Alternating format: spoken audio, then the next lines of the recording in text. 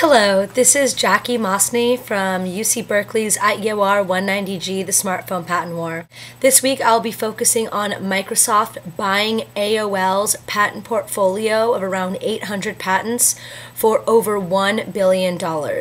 This means that each patent was sold for around $1.3 million, which is a huge amount given the recent patent sales that have occurred over time in this smartphone patent war. Here I'll be discussing how this is related to the patent war in general and specifically the smartphone patent war. Let's remember that Microsoft is a bit behind on the smartphone game. The Windows Phone is not by any means leading in the smartphone industry. At the moment, it's really Android and iPhone with the two top platforms. Microsoft has actually been receiving licensing fees from infringers using their computing patents as opposed to bringing them to court other than Barnes & Noble. So they've been actually benefiting from others using their patents and giving themselves the advantage in this smartphone war, since they're not creating a strong smartphone, but they're benefiting from others infringing on their patents to create strong smartphones. So I think with these new patents acquired from AOL, Microsoft will be able to now compete against these major competitors in the smartphone industry, and they'll have a stronger legal position with these rivals when they negotiate. Exactly why Google bought Motorola for $12 billion, which is a 17,000 patent portfolio.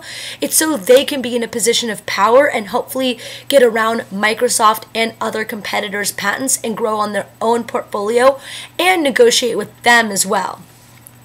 But by spending $1.3 million per patent, Steve Lower says that this reflects a crucial role that patents are playing in the business and legal strategies for the world's major technology companies, including Microsoft, Apple, Google, Samsung, and HTC, which is true. These patents are now more than just intellectual property. They're really a way for them to fight with each other on this patent battlefield, a metaphor that's commonly used now.